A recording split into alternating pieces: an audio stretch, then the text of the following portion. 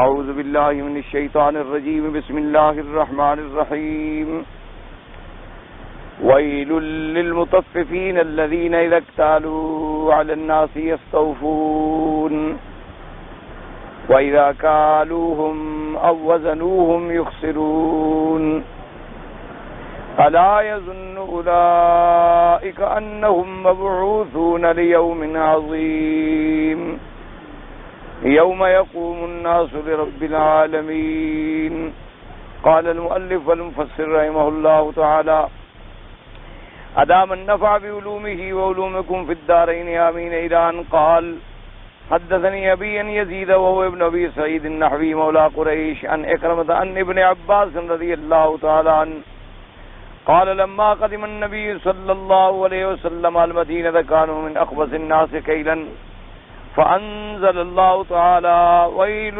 للمطففين فحسنوا الكيل بعد ذلك. المفسر رحمۃ اللہ علیہ حضرت ابن عباس رضی اللہ تعالیٰ عنہ سے سورۃ مبارک کی تفسیر میں بیان فرماتے ہیں کہ لما قدم النبی صلی اللہ علیہ وسلم جب حضور پاک مدینہ منورہ تشریف لے آئے تو حضرت ابن عباس فرماتے ہیں کہ وہاں کے رہنے والے لوگ جو تھے کیل کرنے میں تولنے میں بڑے اللہ معاف فرمائے غلط کار لوگ تھے، بہت برا تولنے والے تھے. جب اللہ تبارک و تعالیٰ نے یہ قرآن مقدس کی آیت نازل فرمائی تو سب سے بہتر تولنے والے مدینے والے بن گئے، یعنی حضور صلی اللہ علیہ وسلم سے پہلے زمانے جاہلیت میں مکہ کے لوگ تھے یا مدینہ منورہ کے لوگ تھے، وہ بھی کیل اور وزن کے اندر بڑا اللہ معاف فرمائے غلط کاری کا اظہار کرتے تھے. لے کر جب لینا ہو تو زیادہ لیتے تھے اور دینا ہو تو تھوڑا دیتے تھے. اللہ تبارک و تعالی نے جب قرآن مقدس میں یہ صورت مبارک اتاری، حضور صلی اللہ علیہ وسلم نے انہیں ہدایت فرمائی تو وہی لوگ ہیں جو سب سے زیادہ بہتر تولنے والے بن گئے. اصل بات جو ہے وہ یہی ہے، اللہ تبارک و تعالی ہمیں بھی آپ کو بھی توفیق عطا فرمائے کہ صحابہ رضوان اللہ علیہم اجمعین کی کامرانی اور کامیابی کا راز کیا تھا کہ چاہے ان میں جتنی بری عادات راسخ ہو چکی تھی لیکن قرآن آیا، حکم آیا، بس ختم. اسی کا نام ہے مسلمان بننا. ہم کہتے ہیں اللہ معاف فرمائے کہ ہمیں مسلمان بھی کوئی ڈنڈے سے بنائے، نماز بھی کوئی ڈنڈے سے پڑھائے، روزہ بھی کوئی ڈنڈے سے رکھوائے، حرام کاریوں سے بھی ہمیں ڈنڈے سے روکے اور سختی سے روکے. نہیں، اصل معنی تو مسلمان کا ہے یہ کہ جب ہم نے اسلام کو قبول کر لیا ہے تو اب مسلمان کا کام کیا ہے؟ استسلام، کہ گویا اپنے آپ کو اللہ اور اللہ کے رسول کے سپرد کر دیا کہ جو اللہ کا حکم آئے تعمیل کرے، جس سے روکے رک جائے. اور جن لوگوں نے اسی نظریے پہ عمل کیا انہیں اللہ نے مشرق اور مغرب اور شمال اور جنوب اور پوری دنیا پہ عزت بخشی، کامرانی بخشی، اقتدار بخشا. ان کو دین دنیا میں کامرانیاں اور آخرت کی جنت کی بشارتیں اور اپنی رضا کے پروانے عطا فرمائے. اور جن لوگوں نے اللہ کے اس فرمان پہ عمل نہیں کیا وہ ذلیل ہو گئے. یہی وجہ تھی. اب دیکھیں حضور سے پہلے شراب کی لت تھی اور پورا ماحول جو ہے شراب میں ڈوبا ہوا تھا، اور وہ تو فخر کرتے تھے کہ جو آدمی شرابیں پیتے تھے اللہ معاف فرمائے ان کے گانے والیوں کے گانے سنا کرتے، مجرے دیکھا کرتے، زنا عام تھا، بے حیائی، عیاشی، عریانی، فحاشی یہ بلائیں عام تھیں، سود عام تھا، ربا عام تھا، حرام کاری، لوٹ لینا، ڈاکے مارنا، عصمتیں اڑا لینا عام تھا. لیکن جب اللہ کے پاک پیغمبر نے قرآن سنایا جو مسلمان ہوتا گیا اسی وقت برائیاں ختم. بس اس نے کلمہ پڑھا، اسلام قبول فرمایا اور فرشتے بن گئے. ورنہ آپ ان کی زندگی پہلے آپ اٹھا کے دیکھیں. حضور کی خدمت میں ابھی آپ نے پڑھا تھا کہ صحابی آیا اور اس نے کہا حضور میری 8 لڑکیاں تھیں جن کو میں نے اپنے ہاتھوں سے زندہ درگور کیا. یعنی اپنی بیٹیوں کے زندہ درگور کرنے والے جو تھے دوسرے کی بیٹی کی محافظ بن گئے. اوس اور خزرج کے قبائل کی لڑائیاں دیکھیں، آج کے قبائل کی کیا لڑائیاں ہیں۔ ان کی بعض لڑائیاں ایک ایک صدی تک بھی چلتی رہی ہیں، 50 سال بھی ایک لڑائی گئی ہے۔ ایک بعد میں جو جھگڑا ہو گیا 50 سال قبائل لڑتے رہے، اور 50 سال میں ہزاروں کی تعداد سے ادھر سے مارے گئے اور ہزاروں کی تعداد سے ادھر سے مارے گئے۔ لیکن جب دونوں مسلمان ہو گئے، اوس اور خزرج رحماء بینہم، ایک دوسرے کے بھائی بن گئے، کہاں گئے جھگڑے، کہاں گیا اختلاف، کہاں گئی وہ قدورتیں، کہاں گئے جناب آپس کے اندر بغض و عناد۔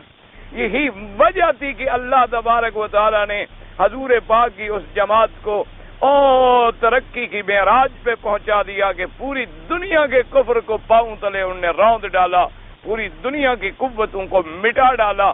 اسی لیے اقبال نے کہا تھا کہ وہ معزز سے زمانے میں مسلمہ ہو کر، اور ہم خوار ہیں آج کیوں تارک قرآن ہو کر، کہ انہوں نے قرآن کو سینے سے لگا لیا، اس کی اطاعت کر لی، اللہ نے ان کو دنیا اور آخرت میں عزت بخشی۔ ہم نے اللہ کے قرآن کو رکھ دیا ہے تاکہ نسیاں بنا کر کہ ہم چوم لیتے ہیں، ہم اس کو غلاف بڑے رنگین پہنا دیتے ہیں لیکن عمل نہیں کرتے۔ اس کا نتیجہ کیا نکلا ہے کہ آج قدم قدم پر جتنی اللہ معاف کرے مسلمان قوم ذلیل ہو چکی ہے، اس کی کوئی مثال نہیں ملتی کہ خدا جانے مزید ہم ذلت کی کتنی تاریکیوں میں گریں۔ اور نجات کا راستہ کیا ہے؟ اللہ کا قرآن اور سنت رسول محمد مصطفیٰ صلی اللہ علیہ وسلم، کہ جیسے پہلی امت نے کامیابی حاصل کی تھی، اگر ہم نے بھی کامیابی حاصل کرنی ہے تو انہی کے نقش قدم پہ آنا ہو، انہی کے نقش قدم پہ چلنا ہوگا۔ تو اس لیے حضرت ابن عباس فرماتے ہیں کہ جب میرے آقا مدینہ پاک میں تشریف لے آئے، کانو اخبث الناس کیلن، سب سے برے تولنے والے مدینے کے لوگ تھے، لیکن وکانو احسن الناس کیلن، جب حضور نے یہ قرآن کی آیت پڑھی تو سب سے بہتر تولنے والے مدینے والے بن گئے۔ اب بھی آپ تجربہ کریں، 1400 سال گزر گئے لیکن مدینہ منورہ میں اب بھی یہ بات باقی ہے، مکہ مکرمہ میں اب بھی یہ بات باقی۔ آپ دنیا کی کوئی چیز خریدیں، آپ کو زائد دے گا، تھوڑے دینے کا سوال ہی پیدا نہیں۔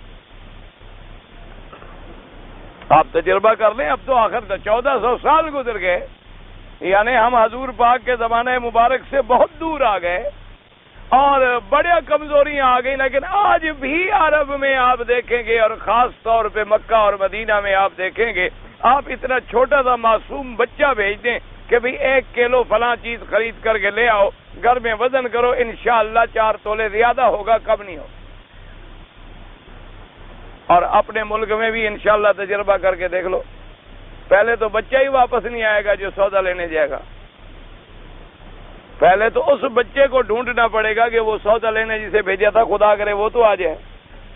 اور اگر اللہ تبارک و تعالیٰ کی حفاظت سے، مہربانی سے وہ واپس آ گیا، اللہ کی مہربانی سے، چائے لینے بھیجا ہوگا تو کوئی بورا لے کے آ جائے گا، مرچ لینے بھیجا ہوگا تو کوئی اور بلا لے کے آ جائے گا، آٹا لینے بھیجا ہوگا تو کوئی لکڑی کا برادہ لے کے آ جائے گا۔ اللہ تبارک و تعالیٰ معاف فرمائے، یعنی سوال ہی پیدا نہیں ہو سکتا اسے کوئی چیز خالص ملے اور وزن کے مطابق ملے۔ تو یہ سب سے بڑی بدقسمتی ہے کہ اصل میں ہم چاہتے ہیں ساری دنیا ہم سے زبردستی کام کروائے۔ وقال ابن ابيات حدثنا جعفر بن نذر بن حماد قال حدثنا محمد بن عبيد الله مشن بن مران عبد الله بن الحارث ان هلال بن طلق قال بينما انا اسير مع ابن عمر رضي الله تعالى عنهما فقلت من الناس حية ووفاهم كينا اهل مكة وعلى المدينة قال حق لهما سمعت الله تعالى يقول ويل للمطففين۔ حضرت ہلال فرماتی ہے، ہلال ابن طلق کہ میں حضرت ابن عمر کے ساتھ چل رہا تھا، فقلت میں نے کہا من احسن الناس حیۃ، میں نے کہا کہ کتنے ظاہر میں بھی احترام اور عزت والے لوگ، واوفاہم کیلا اہل مکہ و اہل المدینہ، میں نے کہا کہ میں نے اپنی زندگی میں اچھی عزت والے، اچھے منظر والے اور بہترین تولنے والے جو ہیں وہ مکے مدینے والوں کو دیکھا ہے، ان سے اچھا میں نے کسی کو نہیں دیکھا۔ تو حضرت عبداللہ ابن عمر نے کہا فحق لہم، انہوں نے کہا کہ ہونا بھی چاہیے کہ ان مکے اور مدینے والوں نے ہی تو سب سے پہلے اللہ کا قرآن سنا، وَيْلٌ لِّلْمُطَفِّفِينَ الَّذِينَ إِذَا اكْتَالُوا عَلَى النَّاسِ يَسْتَوْفُونَ. وقال ابن جرير حدثنا ابو الصائب قال حدثنا ابن فضيل عن زرار بن عبد الله المقتل بن عبد الله قال له رجل يا ابا عبد الرحمن ان اهل المدينه ليوفون الكيل قال وما يمنعهم ان يوفوا الكيل وقد قال الله تعالى ويل للمطففين حتى بلغ يوم يقوم الناس لرب العالمين. حضرت کہتے ہیں عبداللہ کہ میں نے کہا قال له رجل، حضرت عبداللہ فرماتے ہیں کہ مجھے ایک آدمی نے کہا کہ یا ابا عبد الرحمن، یہ بھی کنیت ہے آپ کی، کہ ابا ان اہل المدینہ لیوفون الکیلا. میں نے کہا بھی میں نے مدینے والوں کو دیکھا ہے ماشاءاللہ کیا کیا پورا بھرتے ہیں، ماشاءاللہ کیا اچھا وزن دیتے ہیں، اچھا تولتے ہیں.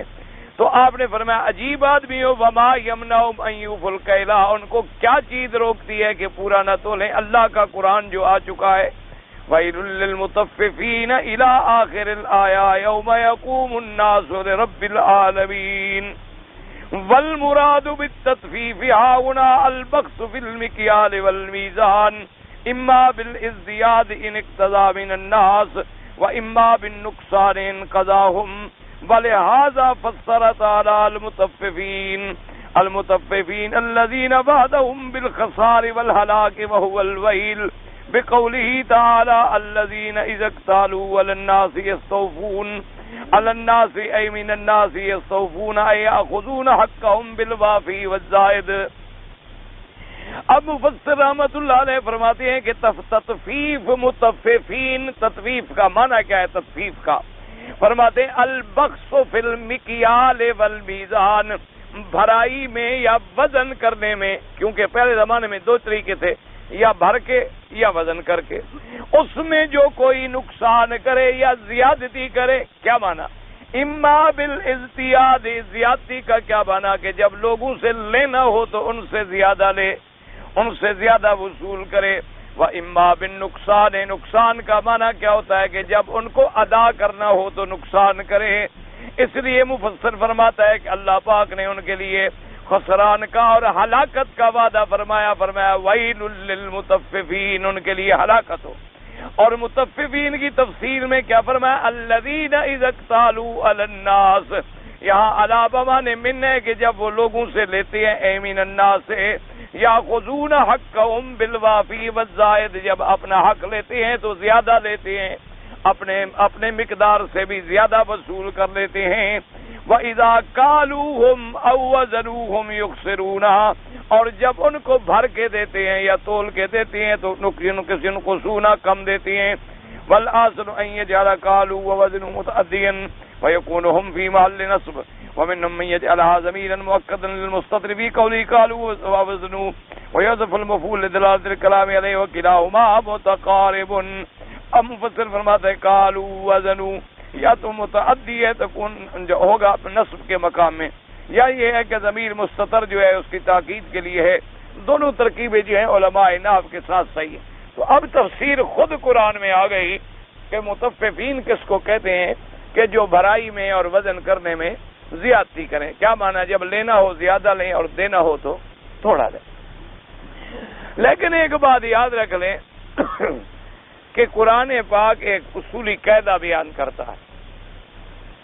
ایک اصولی قاعدہ کیا ہو گیا کہ بھئی آدمی تطفیف نہ کرے. کیا معنی؟ لینے دینے میں برابر صحیح اصولوں پہ. اب چاہے کپڑا ہے تو اب کپڑا تو آپ پیمائش کر کے دیں گے، نہ وزن کریں گے اور نہ بھرتی کریں گے. بعض چیزیں ہیں کہ آپ ان کو پیمائش کے دیتے ہیں، بعض چیزیں ہیں آپ گن کے دیتے ہیں، بعض چیزیں ہیں آپ عدد میں دیتے ہیں، بعض چیزیں ہیں آپ کاغذ کے نوٹ دیتے ہیں. اب کسی کو کاغذ کے نوٹ دینا چاہے وہ جیلی دے دے، کسی کو کاغذ کا نوٹ دینا چاہے جو پہلے سے بند ہو چکا ہے وہ بھی درمیان میں 200-400 ڈال دیا، یا کسی کو گن کے دینا ہے تو اب 10-10 ہزار کا مثلا ایک پیکٹ ہے تو اس میں اگر ایک نوٹ کم کر دے تو آدمی کو معلوم بھی نہیں ہو سکتا. تو اگر اس میں 100 یا 200 یا 400 یا 500 کا ایک نوٹ نہ ہو اور آدمی اعتبار کرے کہ ماشاءاللہ مسلمان بھائی ہے، اس نے گنا ہے تو مجھے کیا ضرورت ہے دوبارہ گننے کی. تو اس طرح چاہے وہ وزن ہو، چاہے وہ تولنا ہو، چاہے وہ پیمائش ہو، چاہے وہ گننا ہو، یعنی ایک قاعدہ ہو گیا اسلام میں کہ جب کسی کو دینا ہے تو پورا دیں، اس سے لینا ہے تو پورا لیں، نہ دینے میں زیادتی کریں نہ لینے میں زیادتی کریں۔ اسی لیے آپ کتابیں پڑھیں گے فقہ کی، ماشاءاللہ اللہ تبارک و تعالی ائمہ فقہا پہ کروڑوں رحمت نازل فرمائے کہ انہوں نے دین کی اتنی بڑی خدمت کی کہ ہمارے لیے ایک انسائکلوپیڈیا اور ہمارے لیے ہر بات کے انڈیکس لگا دیے۔ آپ کتاب البیوع کھول لیں کسی فقہ کی کتاب کی تو آپ دیکھیں گے کہ تمام بے کے اقسام جتنے بھی حضور پاک کے فرامین مبارکہ سے نکلتے تھے وہ سارے کے سارے فقہا نے جمع کر دیے کہ کون سی بے جائز ہے، کون سی بے حرام ہے۔ جیسے کہ پہلے زمانے میں ایک رواج ہوتا تھا کہ آدمی کپڑا بیچ رہا ہے، 10 روپے بھی 10 روپے بھی 10 روپے بھی 10 روپے 10 روپے 10 روپے پھینکا ہو چلا گیا، ہو گیا۔ اسلام نے کہا نہیں کہ بنا ہے جب تک کہ کھول کے نہ دیکھو کہ ہے کیا، ہو سکتا ہے اندر سے پھٹا ہوا ہو، لپیٹا ہوا ہے، دور سے تو چمک رہا ہے، لیکن اندر آ کے جناب کھولا تو سارا ماشاء اللہ اس کو تو کیڑا کھا چکا تھا۔ اسی طرح ہے یہ بے جو تھی حرام تھی۔ اسی طریقے سے فرمایا کہ بعض ایسی بے ہوتی ہے جیسے مثلا ایک گندم کا ڈھیر لگا دیا اور آگے جی ڈھیری کا فیصلہ ہے، ڈھیری جی 2000 روپے کی ہے، اللہ کے بندے اندر پانی ہو، یہ اندر جو ہے گندم نیچے ساری گلی ہوئی ہے۔ اس لیے شریعت نے کہا کہ نہیں جب تک کہ تسلی نہ ہو جائے۔ اسی لیے شریعت نے یہ بھی ہمیں حکم دیا ہے کہ کوئی جانور ہم خریدتے ہیں، کوئی گائے ہے، کوئی بکری ہے، کوئی ایسا جانور ہے، تو اس میں اگر دونوں فریق آپس میں ایک مدت مقرر کر لیں کہ بھئی 3 دن تک مجھے اجازت ہوگی تو ان کو حق ہے شریعت میں۔ اس لیے کیوں لوگ ایسا کرتے ہیں کہ مثلا گائے بیچنی ہے تو 3 دن اس کا دودھ نہیں نکالتے، جب گاہک لینے کے لیے آیا دودھ نکالا تو 10 سیر اکٹھا ہو گیا، 3 دن جو نہیں نکالا تھا، اور جب وہ گھر لے کر گیا بیچارہ تو آدھا کلو بھی نہیں نکلتا۔ تو اس لیے اسلام نے باقاعدہ پابندی رکھی کہ جب ایسا سودا کرنا ہو تو لینے اور دینے والے 3 دن کے لیے خیال رکھ لیں کہ بھئی میں 3 دن تک دیکھوں گا، اگر تمہاری وصف کے مطابق یہ جانور نکلا تو بے پکی کریں گے، ورنہ آپ کا جانور آپ کو واپس کر دیا جائے گا۔ تو اسلام نے ہر چیز میں ایک پابندی لگا دی کہ کبھی بھی کسی کو لینا ہے یا دینا۔ اچھا، اور یہ بھی پابندی نہیں کہ صرف مسلمان کے ساتھ، نہیں، کافر کے ساتھ بھی معاملہ کریں، پورا دیں اور پورا لیں۔ یہودی کے ساتھ بھی معاملہ کریں، معاملہ ہے، وہ نصرانی سے کیا جائے، کافر سے کیا جائے، یہودی سے کیا جائے، ہندو سے کیا جائے، مسلمان کا فرض ہے کہ اپنے کردار پہ قائم رہے، اپنے عمل پہ قائم رہے، جو بات بتلائی ہے وہی دینی چاہیے۔ اسی لیے آپ دیکھیں کہ پوری دنیا میں اللہ معاف کرے کفر کے ملک تجارت میں چھا گئے اور مسلمان ملک جو ہیں وہ ناکام ہو گئے، حالانکہ مسلمان ملک میں بڑی اعلیٰ چیزیں بنتی ہیں جو کافروں کے ملک میں بھی نہیں بنتی۔ اب اسلامی ملکوں کے اندر اللہ نے جتنی کاٹن کی چیزیں پیدا کی ہیں، کپاس کی، وہ تو ترستے ہیں لوگ کپاس کے کپڑے کے لیے، وہ تو کاٹن کی چیزوں کے پیچھے پاگلوں کی طرح پھرتے ہیں، لیکن وجہ کیا ہے ناکام ہونے کی کہ ہم جو دکھاتے ہیں کبھی نہیں دیا، ہم نے دکھایا اور ہے اور دیا اور ہے۔ ہم نے جو بات طے کی تھی اس وقت نمونہ اور تھا، جب بھیجا تھا تو نمونہ اور تھا۔ اللہ تبارک و تعالیٰ معاف کرے۔ اور اب تو یہاں تک ترقی ہو گئی ہے ماشاءاللہ، مسلمان اتنی ترقی کر گئے ہیں، نکاح ہوتا ہے لڑکی دکھاتے اور ہیں دیتے اور ہیں۔ ایسا واقعہ مکے میں ہو چکا ہے، میں ایسے نہیں کہتا، الحمدللہ میری عادت نہیں ہے کہ اللہ کے حرم کے سامنے بیٹھ کے میں ایک فرضی باتیں کیا کروں یا فرضی کہانیاں بنایا کروں۔ ایک واقعہ ابھی ہوا ہے، دکھایا کچھ ہے دیا کچھ ہے۔ اچھا، وہ مسلمان آدمی بیچارے گئے، اب نواقف آدمی دیکھا، انہوں نے کہا جی ہم تو پردے کے پابند ہیں۔ انہوں نے کہا الحمدللہ، شکر ہے اللہ کا کہ آپ کے گھر میں پردہ ہے، بڑی خوشی کی بات۔ اصل میں وہ پردہ اس لیے کر رہے تھے کہ لڑکی نہ دیکھ لیں۔ انا للہ و اب یعنی اندازہ فرمائیں آپ اس کو، اس کے بارے میں وہ کہ میں مسلمان ہوں۔ اب جب ایسے مسلمان دنیا میں پیدا ہو جائیں تو کیسے ترقی ہو سکتی ہے؟ یعنی جو نکاح میں، حالانکہ شرعی بات ہے، خدا کے بندے جب نکاح میں تم دھوکہ دو گے یا انسان بدل جائے گا تو حلال حرام بدل گیا، کیونکہ ایجاب کس کے ساتھ ہوا، نکاح کس کے ساتھ ہوا، آیا کون؟ اور جو آیا پھر وہ زنا کے لیے آیا نا، نکاح کے لیے تو نہیں آیا۔ والدین اس کے زنا پہ راضی ہیں، اپنے آنکھوں کے سامنے دیکھ رہے ہیں۔ اس لیے آپ اندازہ فرمائیں۔ اب اسی طرح دیکھ لیں جب نکاح ہوتا ہے، اللہ تبارک و تعالیٰ رحمت فرمائے، ایک دفعہ میں ایک نکاح میں اتفاق سے شریک ہوا تو مولوی صاحب نے دونوں سے کہا کہ بھی پہلے استغفار پڑھو اور پھر ایمان کی شرطیں پڑھو، اور میں حیران بھی ہے، کوئی نیا مولوی ہے، بھئی نکاح میں تو کوئی مسئلہ نہیں ہے، نکاح میں خطبہ پڑھنا ہے، یہ کہاں لکھا ہوا ہے کہ پہلے دولہا سے بھی کلمہ پڑھواؤ اور استغفار پڑھواؤ اور ایمان کی شرطیں پڑھواؤ اور گواہوں سے بھی ایمان کی شرطیں پڑھاؤ؟ نے کہا یہ تو پہلی دفعہ ہم نکاح دیکھ رہے ہیں۔ خیر چونکہ ہم تو بہرحال مسافر تھے، مہمان سے چپ کر کے بیٹھے رہے، نکاح کی تقریب جب ختم ہو گئی تو مولوی صاحب میرے قریب آئے، میں نے کہا یہ کیا ہوتا ہے؟ کہا حضرت یہ مسلمان پتہ ہے کہ نہیں ہے؟ میں جن کا نکاح درج کر رہا ہوں مجھے کیا پتا ہے ان میں کتنی بے نواز ہیں، ان میں کتنی حرام خور ہیں؟ تو چلو ان کو آج تو میں نے مسلمان کر کے پڑھایا ہے، آگے پھر خدا جانے ہوئے جانا۔ اس نے کہا میں نے کوئی خوشی سے ان کو ایمان کی شرطیں پڑھائی، مجھے کیا فائدہ ہے؟ اس نے کہا حضرت مسلمان کا نکاح ہو تو پھر خطبہ کافی ہے، لیکن جب ایک آدمی نے زندگی میں نماز ہی نہیں پڑھی اور وہ ائمہ رحمۃ اللہ علیہ یعنی امام احمد بن حنبل، شیخ الاسلام ابن تیمیہ، ابن القیم رحمہ اللہ تعالی اور ابن حزم اور بڑے بڑے لوگ ہیں جنہوں نے کہا کہ ایک نماز چھوڑے تو کافر ہے۔ تو جب ایک نماز چھوڑنے والا کافر ہے جس نے پورا سال ہی نہیں پڑھی، اچھا ایک ہے نہ پڑھنا، ایک ہے کہ نماز کا مذاق بھی اڑایا جائے، چھوڑو چھوڑو یار تمہاری نمازیں دیکھ رہی بڑے نمازی آ گئے، اس کے کافر ہونے میں تو کسی کے نزدیک شبہ نہیں، یہ تو سب ائمہ کے نزدیک کافر ہے، اس کے اندر تو کسی کو اختلاف ہی نہیں، شبہ ہی نہیں۔ اچھا اور اسی طرح مثلا ایک عورت ہے وہ اپنے ہاتھوں پہ ناخن پالش، معمولی سی بات، ناخن پالش کیا ہوتی ہے؟ معمولی سی چیز ہے، ناخن پالش اس نے لگا لی، ناخن پالش لگایا ہوا تھا کہ ہمیں حیض آ گئے، اب اس کے بعد اس نے غسل کیا تو غسل نہیں ہوا، یا وہ عورت جنابت میں یا شادی شدہ عورت تھی مثلا، اس نے ناخن پالش لگا لی، میاں بیوی لیٹے دونوں کو غسل جنابت کرنا ہے تو ناخن پالش جب تک ناخن پہ رہے چونکہ پانی ناخن کو پہنچتا نہیں تو غسل ہوتا نہیں۔ اچھا جب غسل نہ ہوا تو پھر آئندہ ساری نمازیں اس نے حرام ہوتے ہوئے پڑھی نا۔ اگر وہ نماز پڑھ بھی رہی ہے تو حالت جنابت میں پڑھ رہی ہے، قرآن پڑھ رہی ہے تو حالت جنابت میں پڑھ رہی ہے، تمہارا کھانا پکا رہی ہے تو حالت جنابت میں پکا رہی ہے، کیونکہ غسل تو ہوا نہیں۔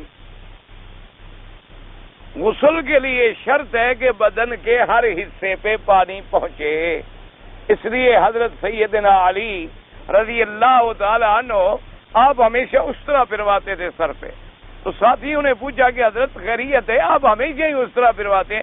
فرمایا میرے تو بڑے خوبصورت بال تھے اور مجھے بال بڑے محبوب تھے، لیکن جب میں نے سنا ہے اپنے پاک پیغمبر سے کہ ہر بال کے نیچے جنابہ ہوتی ہے اور اس کا دھونا ضروری ہے تو میں ڈر گیا ہوں خدا نہ خاصا کبھی پانی نہ پہنچے اور میرا غسل نہ ہو، اس لیے میں نے تو بالوں سے دشمنی کر لی، باہر رکھنا ہی چھوڑ دی۔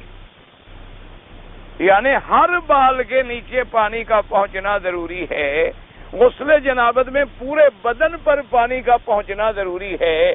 اسی لیے فقہاء علماء نے لکھا ہے کہ عورت اگر آٹا گوندتی ہے اور ناخنوں پہ آٹا جم جائے اور پانی اندر نہ جائے تب بھی غسل نہیں ہوگا۔ اور یہ ناخن پالش جو ہے یہ تو پورا ہے، اگر رنگ کی تاہ بیٹھ جاتی ہے آپ اتاریں تو پورا ٹکڑا اتر کے ادھر جا پڑے گا، آپ تجربہ کریں۔ اب اللہ تبارک و تعالیٰ معاف فرمائے، پہلے تو یعنی نماز پڑھتے نہیں، اگر پڑھتے ہیں تو وضو ایسا ہے۔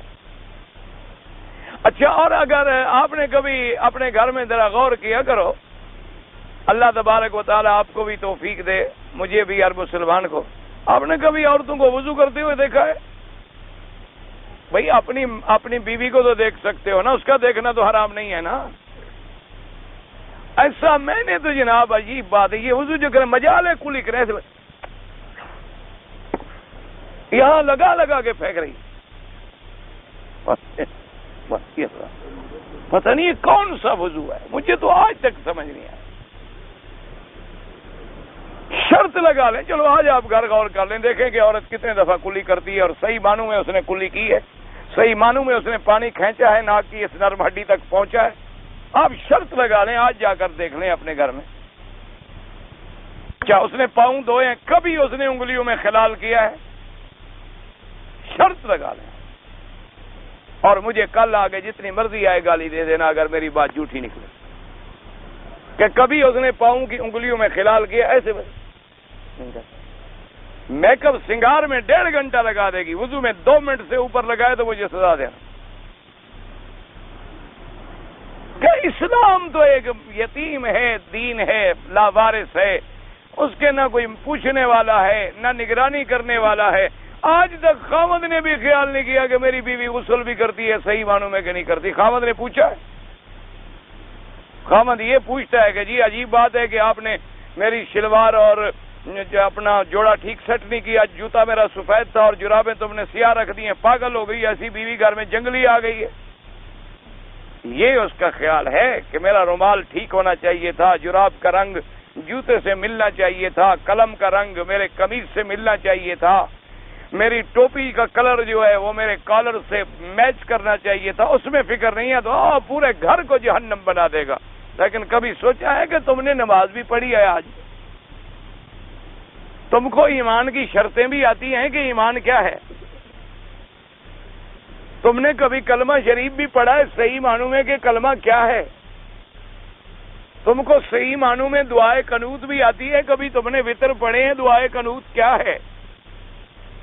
اس سے کبھی تم نے پوچھا ہے کہ جناب کہ نماز کیا ہوتی ہے، فرائض کیا ہوتے ہیں، واجبات کیا ہوتے ہیں، سنن کیا ہوتے ہیں، مستحبات کیا ہوتے ہیں، نوافل کیا ہوتے ہیں، سنن مؤکدہ کیا ہیں، سنن غیر مؤکدہ کیا ہیں؟ کبھی پوچھے تو صحیح نا، گھر میں ذرا پتہ چلے کہ بیوی کو کتنا دین آتا ہے. آپ کہیں مولوی صاحب آپ بھی پاگل ہیں، جب خاوند کو نہیں آتا تو پوچھے کیوں؟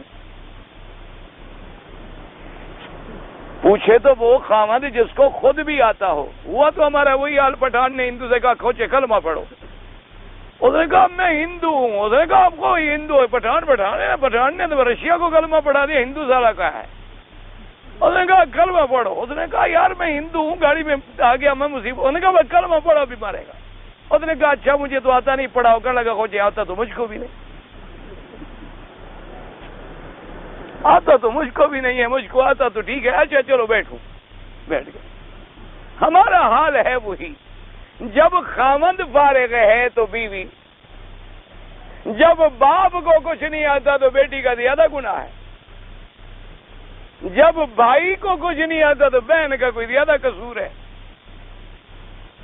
وہ لوگ تو ہمارے گھر میں ہیں، ہمارے تابع ہیں، الحمدللہ ثم الحمدللہ. جب ہمیں دین نہیں آتا، جب ہمیں آج تک پتہ لگا، کتنے مسلمان میں نے دیکھے بوڑھے بوڑھے آدمی لا الہ الا اللہ پاک محمد رسول اللہ کلمہ پڑھتے ہیں. کتنے مسلمان میں نے دیکھے اپنے آنکھوں سے نہر کے کنارے پہ کھڑے ہیں، غسل جنابت کرنا ہو تو پڑھیں گے لا الہ الا اللہ، لا الہ کلمہ پڑھے غسل جنابت کے لیے. ہم یہاں حرم میں بیٹھے ہیں الحمدللہ. ناراض نہ ہوں آپ، آج ہم نے ظہر کی روٹی بھی کھائی ہوگی ماشاءاللہ، عصر کو چائے بھی پی ہوگی، ٹھیک ہے. کتنے آدمیوں نے کھانے سے پہلے بسم اللہ پڑھا تھا اللہ کے حرم میں؟ صحیح بتا. ناراض نہ ہوں، آپ میرے بزرگ ہیں، میں آپ کا خادم ہوں، میں آپ کے پاؤں کے جوتے کے مٹی کے برابر بھی نہیں ہوں، لیکن یہاں میری ذمہ داری ہے دین بتانا. آج کا آپ صرف اپنے اپنے دماغ میں یاد کر لیں کہ صبح کو ہم نے ناشتہ بھی کیا ہے، کتنی بوتلیں بھی کھا گئے ہوں گے، پھر ہم نے کھانا بھی کھایا ہے، پھر عصر کو چائے بھی پی. ہم میں سے کتنے آدمیوں نے باقاعدہ پڑھا تھا بسم اللہ الرحمن الرحیم، اور کھانے کے بعد پڑھا تھا الحمدللہ الذی اطعمنا وسقانا وجعلنا من المؤمنین. اللہ کے حرم میں بیٹھے ہو، اپنے گریبان میں جھانک کے فیصلہ کر لو کہ ہم یہاں جتنے آدمی بیٹھے ہم میں سے کتنوں نے پڑھا.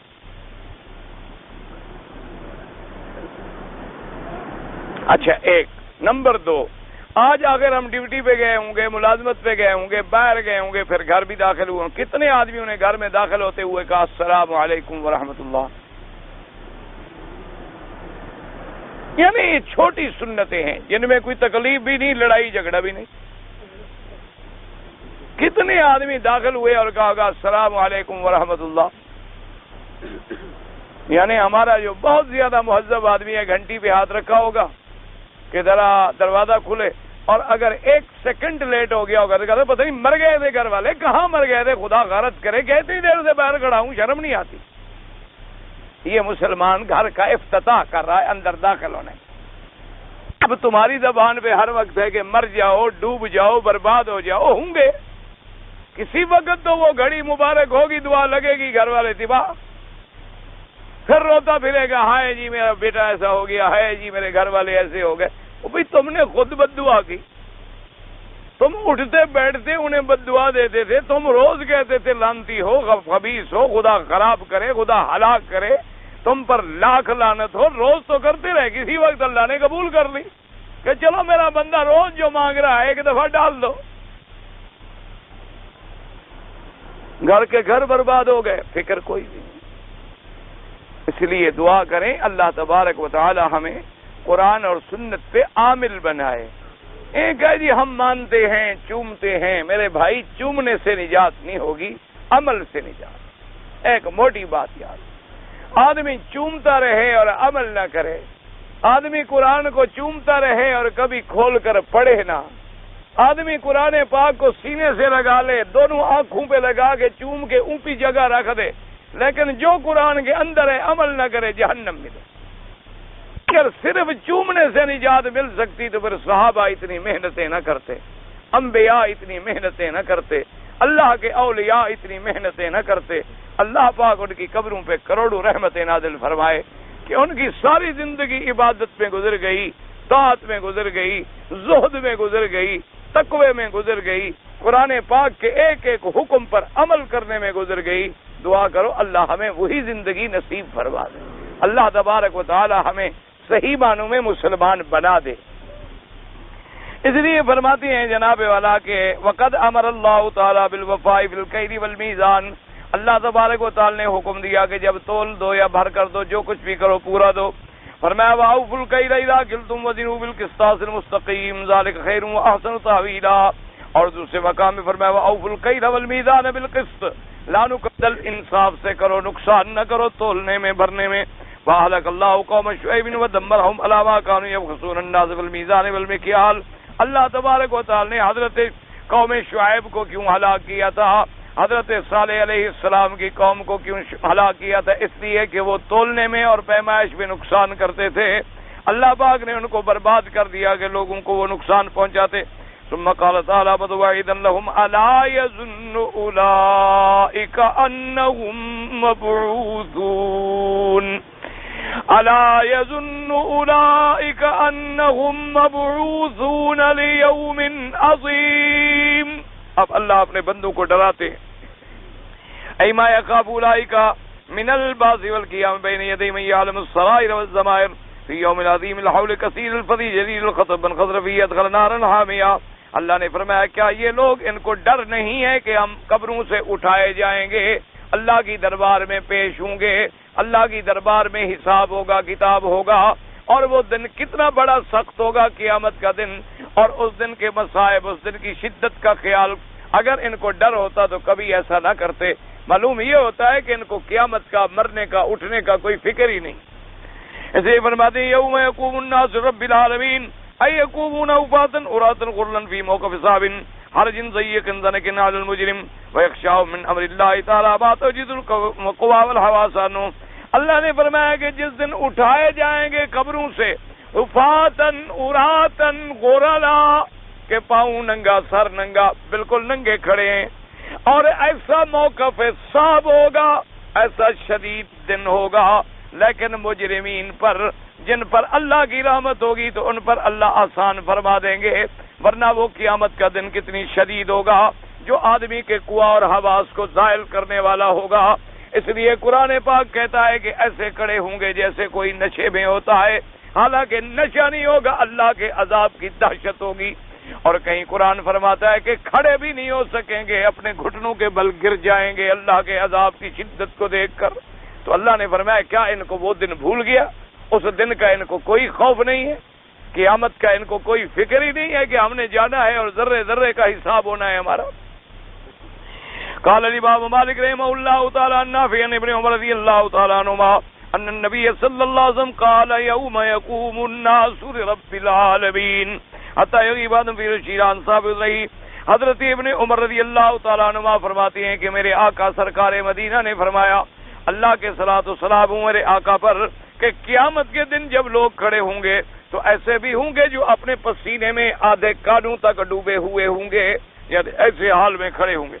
رواہ البخاری من حدیث مالک وعبد اللہ بن عون کلاہما نافع بن رواہ مسلم من الطریقین ایضا وكذلك رواہ ایوب بن عیاض وصالح بن کیسان وعبد اللہ عبید اللہ بن عمر ومحمد بن اسحاق النافع ابن عمر به ولفظ الامام احمد رحمه الله تعالى حدثنا يزيد قال اخبرنا ابن اسحاق النافع عن ابن عمر رضي الله تعالى عنهما سمعت رسول الله صلى الله عليه وسلم يقول يوم يقوم الناس لرب العالمين لعظمة الرحمن عز وجل يوم القيامة حتى ان الرجل يلزم الرجلان صاف اذانهم.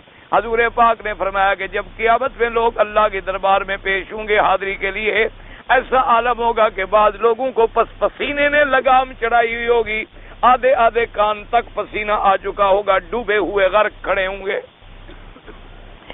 حدیث آخر قال الامام احمد حدثنا ابراہیم بن اسحاق قال حدثنا ابن مبارک بن عبد الرحمن بن یزید بن جابر قال حدثني اسلام بن عامر قال حدثني مقدار عن ابن اسود الكندي قال سمعت رسول الله يقول اذا كان يوم القيامه ادنيت الشمس من العباد حتى يكون قدر ميل او ميلين قال وتزرم الشمس يقولون في الارض قدر اعمالهم منهم من ياخذ الى عقبيه ومنهم من ياخذ الى ركبتيه ومنهم ياخذ الى حقويه ومن يلزمه الجام. رواه مسلم عن الحكم بن موسى عن يحيى بن حمزة بن سويد بن مبارك عن جابر به.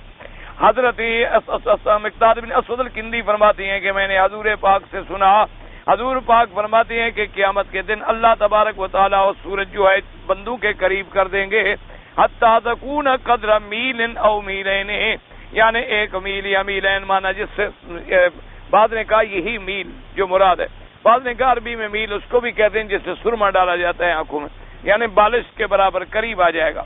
کالا بسوس، اور وہ شمس ان کو ایسے جلائے گا اور وہ اپنے عمل کے مطابق پسینوں میں ہوں گے.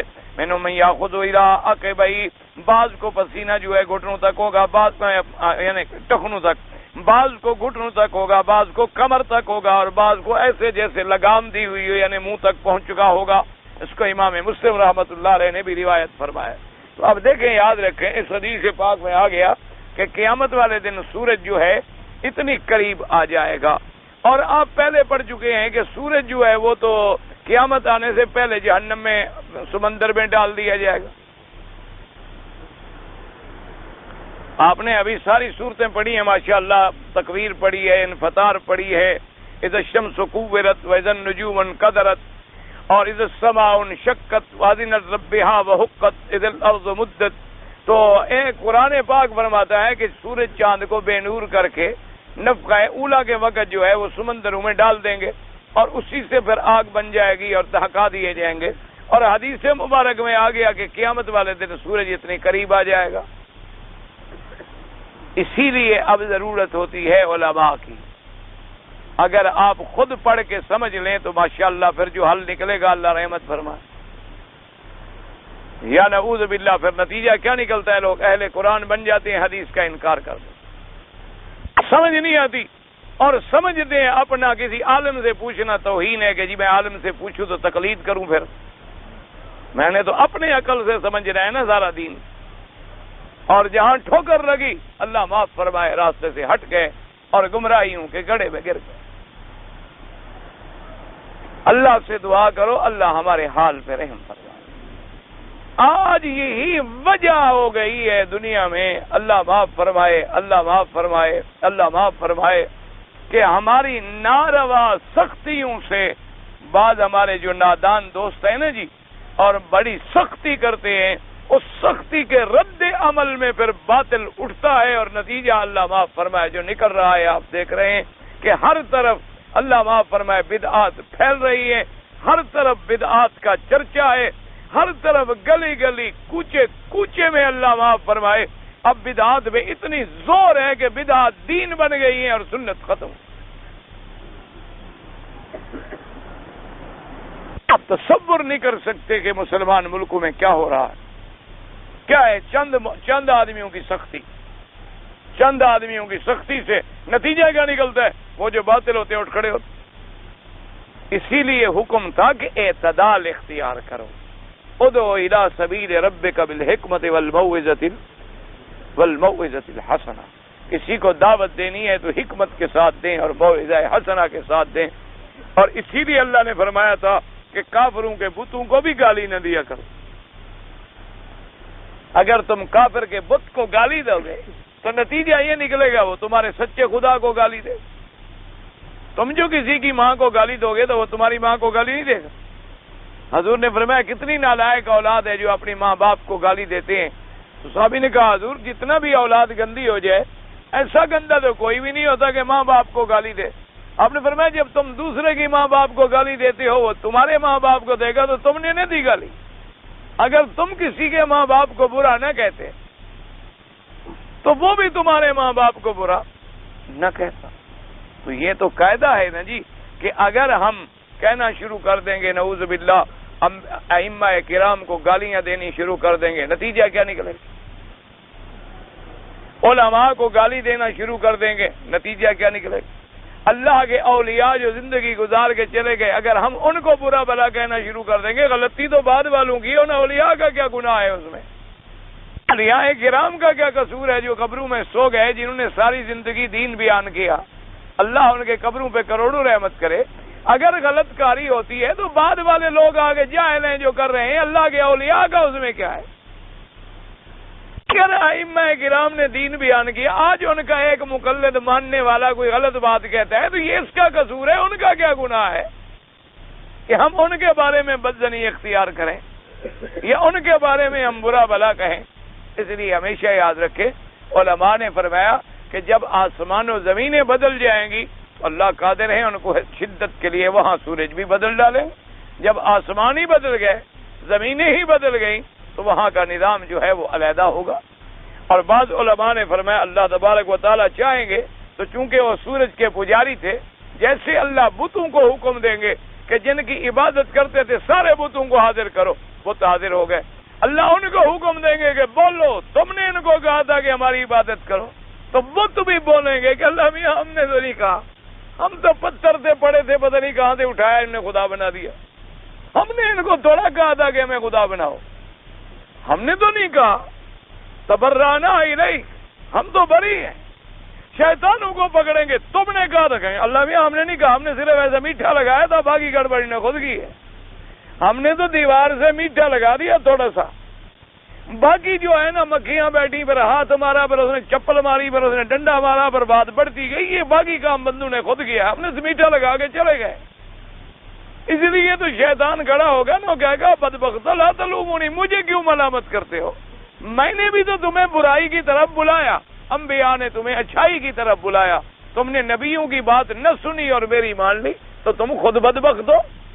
میرا اس میں کیا قصور ہے؟ تم انبیاء کی دعوت کو مان لیتے ما کان لی علیکم من سلطان الا ان دعوتکم میرا تمہارے اوپر کوئی غلبہ تو نہیں تھا میں نے تمہیں ایک برائی کی طرف بلایا تھا فاستجبتم لی تم نے میری بات مان لی. فلا تلومونی ولوموا انفسکم مجھے ملامت مت کرو اپنے نفس کو ملامت کرو کیونکہ انبیاء نے تمہیں دعوت دی تھی عبادت کی مشقت کی اطاعت کی. میں نے تمہیں بلایا تھا لذتوں میں زنا میں شراب میں برائیوں میں تو مزے تم کرتے رہے آج کہتے شیطان نے مروا دیا. تو اس لیے ہمیشہ یاد رکھیں کہ اللہ تبارک و تعالی جیسے ان کو دوبارہ حاضر کر دیں گے ورنہ بت تو دنیا میں ختم ہو گئے مٹ گئے برباد ہو گئے لیکن قیامت میں اللہ کہیں گے نہیں ہر قوم کا معبود لے آؤ انکم وما تعبدون من دون اللہ. اللہ فرمائیں گے تم بھی اور تم نے جن کی عبادت کی حسب جہنم سب کو جہنم میں ڈالو. اس لیے پھر سورج کا لے آنا پھر چاند کا لے آنا اللہ کے لیے کون سا مشکل ہے. اس لیے اب قرآن بھی برحق ہے حدیث محمد مصطفیٰ بھی برحق ہے چونکہ اس کو روایت کیا ہے امام مسلم رحمۃ اللہ علیہ نے اور اللہ تبارک و تعالی ان کی قبروں پہ کروڑوں رحمت نازل فرمائے. اس لیے فرماتے ہیں قال الامام احمد بن اللہ سلم صبار قال حدثنا لیث بن سعد بن معاویہ عن معاویہ بن صالح ان ابا عبد الرحمن حدثنا ابي امامه ان رسول الله قال تدري الشمس يوم القيامه لا قدر ميل واذا في حرها كذا وكذا طلع من حلوا وقواتل القدور يركون في علاقه خطاياهم من يبلغ الى كعبيه من يبلغ الى ساقيه من يبلغ الى وسطه ومن يلجمه العرق. حضرت ابی امامہ فرماتے ہیں کہ حضور پاک نے فرمایا تدن الشمس یوم القیامت قیامت میں سورج کو قریب کر دیں گے علی قدر میل اور وہ سورج کی حدت سے یہ ہوگا کہ ان کی کھوپڑیاں ایسے ابل رہی ہوں گی جیسے کوئی دیگچی میں پانی رکھو اور وہ کھول رہی ہوتی ہے ایسے ان کے بھیجے ابل رہے ہوں گے اور ہر آدمی اپنے گناہوں کے مطابق پسینے میں غرق ہوگا. اب لوگ نعوذ باللہ اعتراض کرتے ہیں آج کل کے جو سائنس والے ہیں اور جو دشمنان اسلام ہیں وہ کہتے ہیں دیکھو جی عجیب حدیث پاک ہے کہ سورج قریب آ جائے گا، سورج کو اتنا قریب کرو تو دنیا ویسے جل کے مر جائے تو وہ زندہ کیسے ہوں گے؟ وہ کہتے ہیں جی سورج کو ذرا قریب کر کے دیکھ لو، سورج کی جتنی آج کل حرارت آ رہی ہے وہ کہتے ہیں جی ہمارے پاس تو اب آلات موجود ہیں کہ کتنی ڈگری گرمی ہے، اس ڈگری سے جب یہ بڑھے گا تو دنیا ویسے خود بخود فنا ہو جائے گی، مر جائے گی، تو جب اتنے قریب آ جائے گا تو یہ زندہ کیسے ہوں گے؟ تو اس لیے نعوذ باللہ کہتے ہیں جی حدیث ہو ہی نہیں سکتی، ہم حدیث کیسے مانے؟ عقل کے خلاف ہے۔ ہمیں سمجھائیں کہ کوئی آدمی اس کے قریب اتنا سورج کر دے، اور سورج کی حرارت کتنی ہے اور یہاں سے سورج کتنا دور ہے، اتنی دور اس کی حرارت زمین پہ جب پہنچی ہے تو اس کی ڈگری کیا ہوتی ہے؟ جب اس کو اور قریب لائیں گے تو ڈگری کتنی ہوگی؟ جب قدرے میل آئے گا تو پھر درجہ حرارت کتنی ہوگا؟ اور جب درجہ حرارت اتنا ہو جائے تو کوئی متنفس دنیا میں ہوگا ہی نہیں، تو یہ کیسے ہے؟ تو اس لیے یاد رکھیں ان بیچارے جاہلوں کو یہ پتہ نہیں نا کہ وہ زندگی اور ہے اور یہ زندگی اور ہے۔ یہ زندگی ہے مرنے کے لیے، مرنے کے بعد جو زندگی ملے گی وہ ہے جینے کے لیے، اس میں مرنا تو ہے ہی نہیں، چاہے جیسا عذاب ملے۔ سمجھ آ گیا؟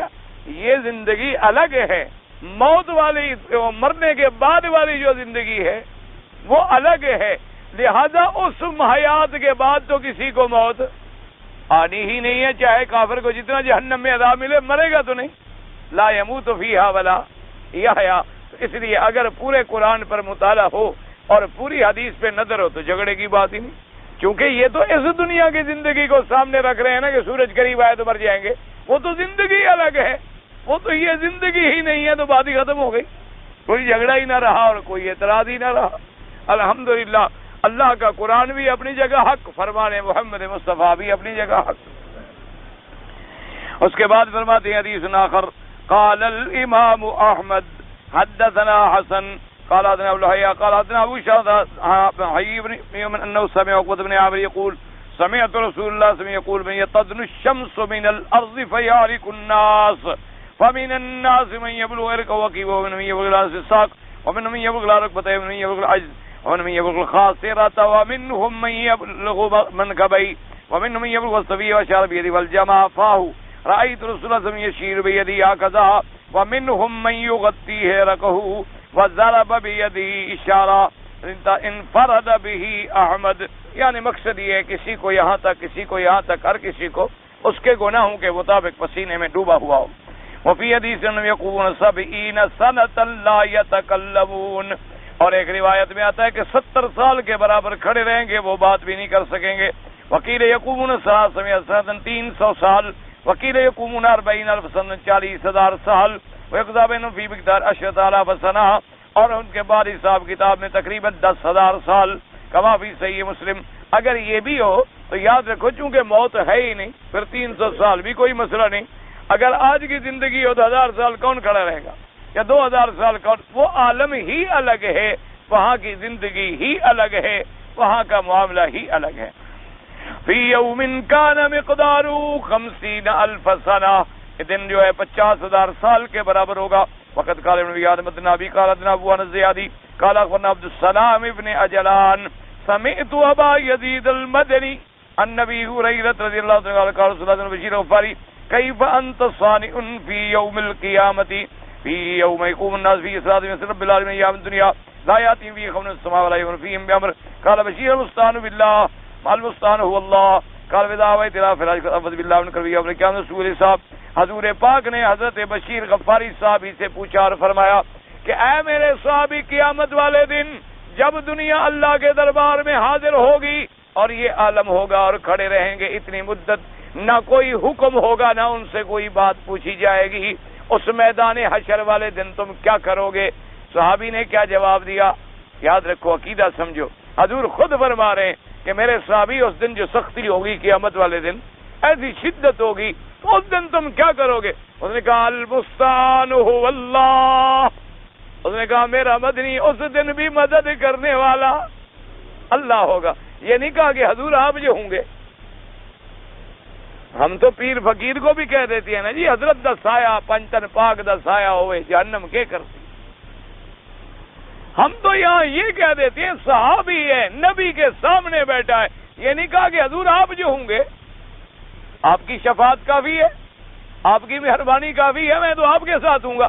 کال مستعان هو اللہ، مدد کون کرے گا؟ حضرت یوسف علیہ السلام کو جب آگے کہا کہ جی کہ آپ کا بیٹا جو ہے بگیاڑ کھا گیا، یہ آپ نے کیا؟ فصبر جمیل واللہ المستعان، کہا میرا مدد کرنے والا کون؟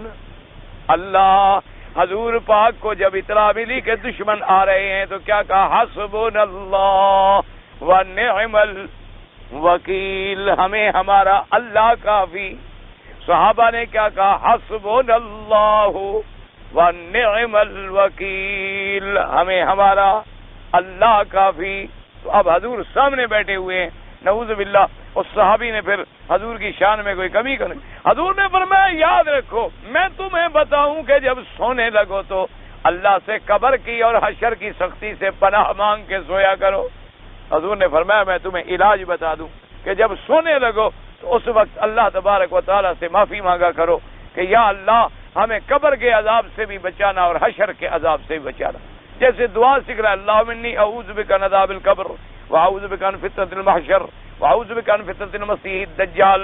حضور صلی اللہ علیہ وسلم کی دعائیں یاد کر لیں، اللہ کا ذکر کر لیں، آیت الکرسی پڑھ لیں، کلمہ پڑھ کے داہنی طرف کروٹ کر کے لیٹ جائیں تاکہ اللہ تبارک و تعالیٰ، ممکن ہے یہ زندگی کی آخری نیند ہو، اسی میں بھی ہم مر جائیں تو تاکہ پھر اللہ تبارک و تعالیٰ کی رحمت ہمارا ساتھ دے۔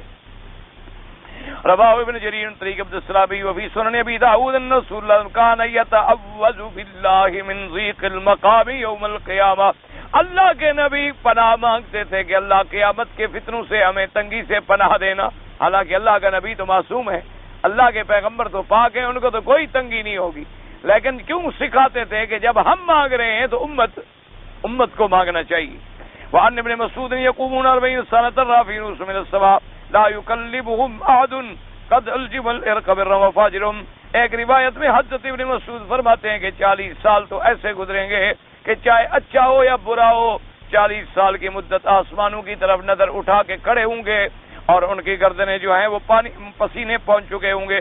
وعن ابن عمر رضی اللہ تعالی یقومون 100 سنة رواه ابن جریر وفي سنن ابی داؤد والنسائی بن ماجہ من حدیث زید بن سعید الرازی عن ابن عمر عائشہ ان رسول اللہ صلی اللہ علیہ وسلم کان یفتتح قیام اللیل، جب آپ حضور رات کو اٹھتے نماز کے لیے تو کیا فرماتے؟ یکبر عشرا، اللہ اکبر اللہ اکبر اللہ اکبر 10 دفعہ، یاد کر لو۔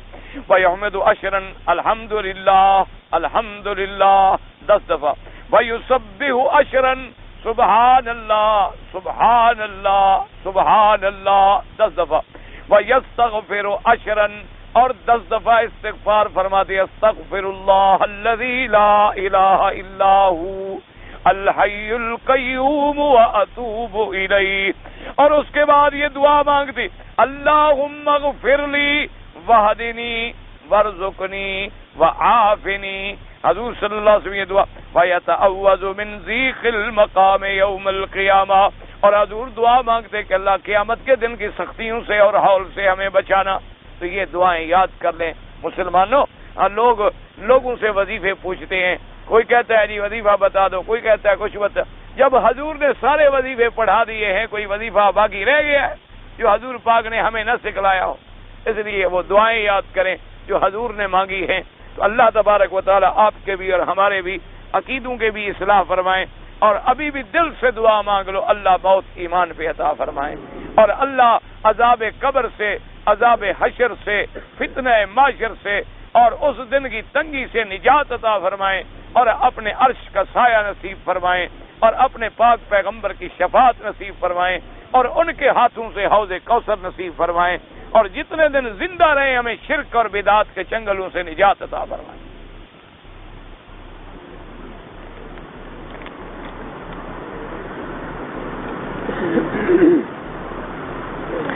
اگر ہم فجر کی 2 رکعتیں گھر میں پڑھ کے آئیں اور جب مسجد میں آئے تو ابھی نماز کھڑی ہونے میں دیر تھی تو ہم تحیۃ المسجد پڑھ لیں؟ نہیں، کیونکہ قاعدہ یہ ہوتا ہے، حضور نے فرمایا کہ جب آدمی فجر کی 2 رکعتیں پڑھ لے اس کے بعد بس فجر کی نماز پڑھ، تو اس لیے اگر کوئی گھر میں بھی پڑھے تو وہ ایسے انداز سے آئے کہ آئے اور نماز اس کو مل جائے، یہ اس کے اپنے بس میں ہے، کوئی مشکل بات نہیں۔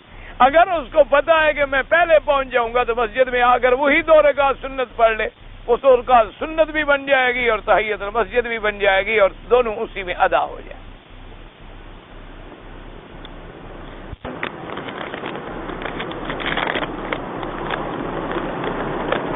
نمازیں قضا ہو جائیں تو ان کا کیا طریقہ ہے؟ بھائی اگر تو ایک دن کی قضا ہو جائیں یعنی 5 نمازیں تو ان کو ادا بھی اسی ترتیب سے کریں جیسے قضا ہوئی ہے، اور اگر زیادہ قضا ہو گئی ہیں تو سب سے پہلے توبہ کریں اور توبہ کے بعد اپنی طرف سے ہمت کر کے قضا پڑھتے رہیں۔ اب آگے اگر پورا نہ کر سکے تو آپ نے توبہ کر لی ہے، اللہ تبارک و تعالی معاف فرمائے، لیکن جب تک زندگی ہے چونکہ قضا ذمے ہے، حضور پاک نے فرمایا جس کی نماز رہ جائے وہ قضا کرے۔ حضور صلی اللہ علیہ وسلم کی اپنی نماز مبارک نیند آ جانے کی وجہ سے رہ گئی، حضور نے فوراً دوسری وادی میں جا کر نماز ادا فرمائی۔ اسی طرح حضور نے فرمایا کہ من فاتہ الصلاۃ، جس کی نماز رہ جائے یا نعوذ باللہ نماز بھول جائے، فرمایا فوراً ادا کرے جب اس کو یاد کرے۔ اس لیے علماء نے فرمایا کہ قضا پڑھتا رہے اور اپنی طرف سے حتی الامکان سعی کرے، اور اصل بات وہی ہے کہ استغفار کرے، توبہ کرے کہ آئندہ میں نماز کبھی نہیں چھوڑوں۔ دعا جو ہے کن اوقات میں قبول ہوتی ہے؟ حدیث مبارک میں آتا ہے کہ دعا جو ہے لیلۃ القدر کی رات میں، اسی طرح دعا جو ہے طواف کے دوران میں، اسی طرح دعا جو ہے صفا مروہ کے دوڑنے کے دوران میں، اسی طرح دعا جو ہے ہر نماز کے پڑھنے کے بعد، اسی طرح دعا جو ہے جمعہ کے دن جب امام ممبر پہ بیٹھ جائے یا 2 خطبوں کے درمیان میں، اسی طرح جمعہ کے دن عصر سے لے کر مغرب میں، ویسے تو ہر وقت جب اللہ چاہے، لیکن یہ اوقات زیادہ افضل ہیں، ان میں زیادہ امکان ہوتا ہے دعا کے منظور ہونے کا۔ لیکن اصل بات یاد رکھو کہ بندے کا کام ہے کہ مالک کا دروازہ کھٹکھٹاتا رہے۔ اب مالک کی مرضی ہے جب بھیک دے، ہر وقت مانگتے رہو، بس مانگتے رہو، یہ مانگنا ہی تو بڑی رحمت ہے نا۔ جب آدمی عاجز ہو کے مانگتا ہے مالک راضی ہو کہ جیسا ہے، برا ہے، اچھا ہے، مانگتا تو مجھ سے ہے نا، کہیں گیا تو نہیں۔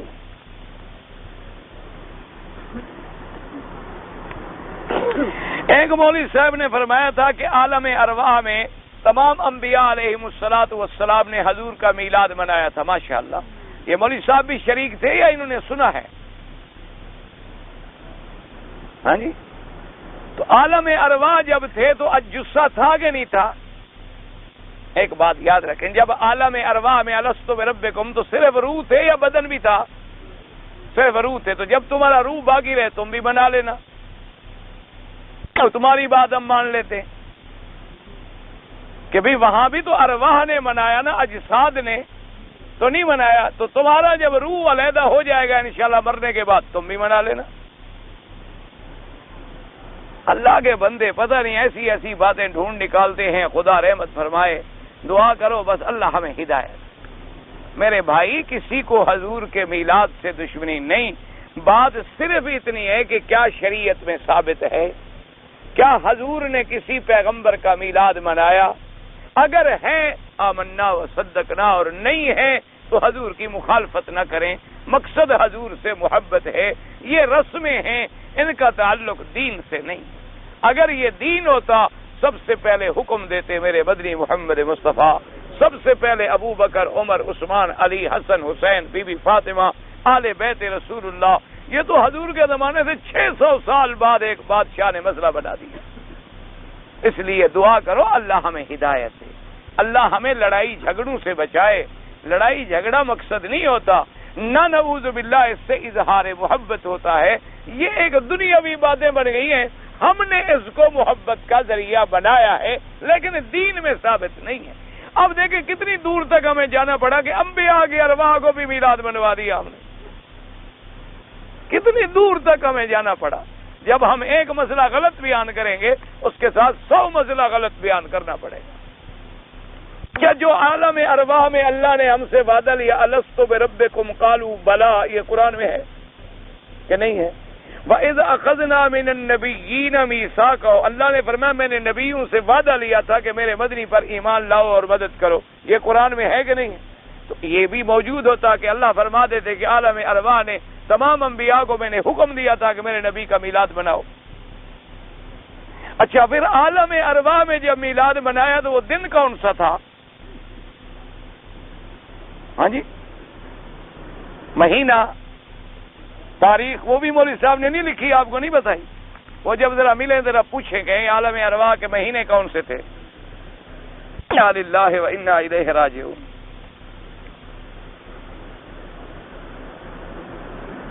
کلمہ طیبہ کو لکھ کر بعض لوگ جو بورڈ بناتے ہیں اس میں بتیاں جلا دیتے ہیں تو وہ جلایا جا سکتا ہے. تو جلا تو نہیں رہے ہو، چمکا رہے ہو. جلانے اور چمکانے میں تو فرق ہے. ایک ہے بات کر کے بیوی کو جلانا، ایک ہے اس کو چمکا. بڑا فرق ہے نا. یہ تو ہم کلمے کا احترام کریں کہ دور سے چمکتا ہوا ہمیں نظر آئے، روشن نظر آئے. نعوذ باللہ کو جلا تھوڑا رہے، یعنی اتنا احترام ہے. اور تم قبر پہ سجدہ کر کے جو جلا رہے ہو اس کے بارے میں اللہ نہیں پوچھے گا. یہاں تو لائٹ کا فکر ہے، اندر نور ایمان کا جو ہم نے جلا دیا، ستیہ ناز کر دیا. اللہ نے فرمایا لا الہ الا اللہ، اور ہم نے غیر اللہ کو مشکل کشا بنا دیا، حاجت روا بنا دیا، سجدہ گاہ بنا دیا. اصل تو وہ کلمہ جلایا ہے ہم نے، یہ تو کلمے کو روشن کیا ہے ہم نے. مصلی کے آگے گزرے گا نہیں، نہ گزرنا چاہیے، جتنا دور ہو سکے بہتر ہے. صفوں کے اندر جو لڑکے گھس کے مانگتے ہیں، صفوں کے اندر کیا باہر مانگیں تو جائز ہے. بڑے بد نصیب ہیں وہ ماں باپ جو اپنے بچوں کو بھیک مانگنا سکھلاتے ہیں. اور یہ ماں باپ نہیں، یہ خرکار ہیں. ایسے ماں باپ مجھے ملے میں تو ان کو ٹھیک کر دوں، میری اللہ طاقت دے. جو اپنے چھوٹے بچوں کو بھیک مانگنے پہ مجبور کرتے ہیں اور شام کو تھوڑے پیسے لے جائیں ان کو مارتے. یہ ظالم لوگ ہیں، مسلمان ہیں. اس لیے بھیک مانگنا ہی حرام ہے. اور جب چھوٹے بچے کو عادت ہو جائے گی بڑا ہو کر یہ کام کرے گا.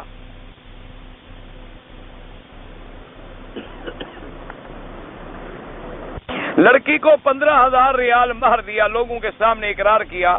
ابھی کہتا ہے کہ منگنی نہیں. بھائی ایک ہے مہر دینا، ایجاب قبول ہوا، ایک ہوتا ہے کہ آپ نے پیسے پہنچا دیے، ایک باقی نکاح تو ہوگا. تو اب دیکھنا تو یہ ہے کہ نکاح ہوا تھا، ایجاب ہوا تھا، قبول ہوا تھا، گواہ موجود تھے، قاضی موجود تھا، نکاح ہے. صرف آپ نے پیسے بھیج دیے تھوڑا کہ نکاح ہو گیا.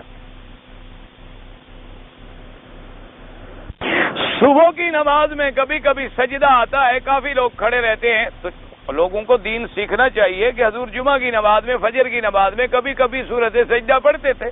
تو جب سب لوگوں کو جاتا ہوا دیکھ رہے تھے اس وقت بھی عقل نہیں آتی کہ سارے پاگل تو نہیں ہو گئے کہ سجدے میں گر گئے ہیں، ہم بھی گر جائیں.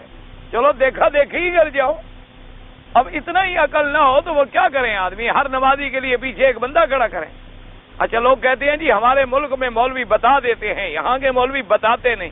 اور تمہارے ملک میں ایک بولی والا مقتدی ہوتا ہے، یہاں تو 5,000 زبان والا پیچھے کھڑا ہے. کس کو کس زبان میں بتلائیں؟ اردو میں، انگریزی میں، عربی میں، فرینچ میں، بنگلہ میں، برما میں.